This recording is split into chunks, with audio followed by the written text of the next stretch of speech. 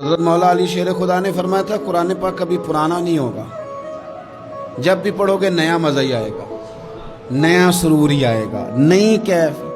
بڑے بڑے کٹر کافر قرآن پاک سنتے تھے نا۔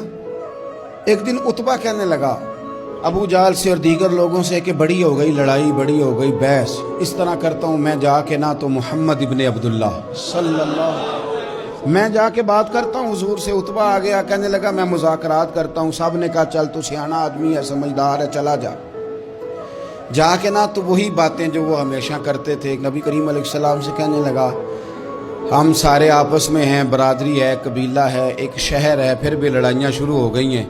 جو آپ کا کلمہ پڑھتے ہیں وہ الگ ہو گئے، جو ہمارے معاذ اللہ طریقے پہ ہیں وہ الگ ہیں، تو کوئی بات چیت نہ کر لیں بیٹھ کے۔ تو حضور نے فرمایا کرو نا۔ کہنے لگا اگر آپ سرداری چاہتے ہیں تو ہم دیتے ہیں، اور اگر آپ مال و دولت چاہتے ہیں تو معاذ اللہ ہم دیتے ہیں۔ جو آپ کہتے ہیں ہم کرتے ہیں، کسی طرح کا بھی آپ کا مطالبہ ہے تو ہم پورا کرنے کو تیار ہیں، تو آپ بتا دیں ہم وہ کر دیتے ہیں۔ وہ بڑی اس نے لمبی چوڑی تقریر کی، جتنی آفریں گنا سکتا تھا گنوائیں۔ کریم خاموش رہے۔ جب اس کی بات پوری ہو گئی تو حضور فرمانے لگے میں بھی کچھ بولوں؟